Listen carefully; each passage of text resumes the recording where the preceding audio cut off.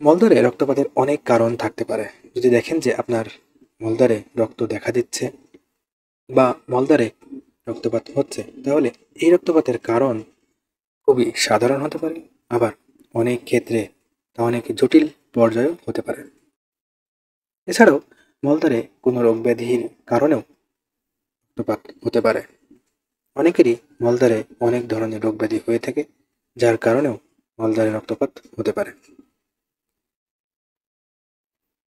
অনেকেরই হেমারয়েডসের বা অর্শরোগ থাকতে পারে, যার কারণে মলদ্বারে রক্তপাত হতে পারে। এর সাথে যদি আপনার দীর্ঘদিনের কোষ্ঠকাঠিন্য থাকে, তাহলে আপনার সমস্যা হতে পারে।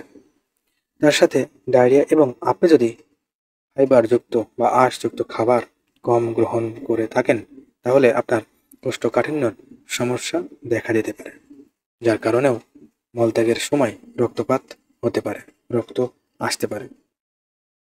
এছাড়াও ভারী কোনো জিনিস উত্তোলন করা বা শক্ত মলের কারণেও মলদ্বারে রক্তপাত হতে পারে। আপনার যদি অ্যানাল ফিশারের কোনো সমস্যা থাকে, তাহলে মলদ্বারে রক্তপাত হতে পারে, তার সাথে ব্যথাও থাকতে পারে।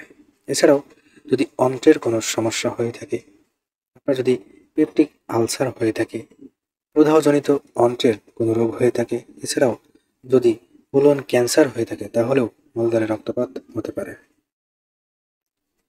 মলদ্বারে রক্তপাতের আপনার যেসব করণীয় রয়েছে, সেগুলো হলো, প্রথমত আপনি আপনার চিকিৎসকের পরামর্শ নিন। আপনি আপনার চিকিৎসকের পরামর্শ অনুযায়ী চলার চেষ্টা করুন এবং এর সাথে বেশ কিছু নিয়ম মেনে চলার চেষ্টা করুন।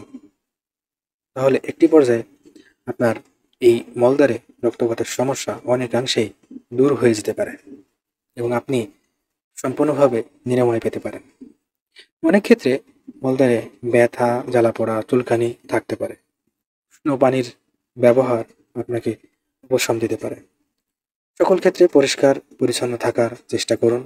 যদি আপনার অর্শ কিংবা অ্যানাল ফিশার থাকে, তাহলে মলদ্বার এবং মলদ্বারের চারপাশ পরিষ্কার রাখার চেষ্টা করুন।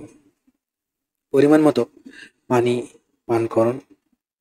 মলত্যাগে খুব বেশি চাপ না দেওয়া, অনেক সময় ধরে বসে থাকা এড়িয়ে চলুন, তা না হলে মলদ্বারের শিরাগুলির উপর চাপের কারণে অর্শ দেখা দিতে পারে।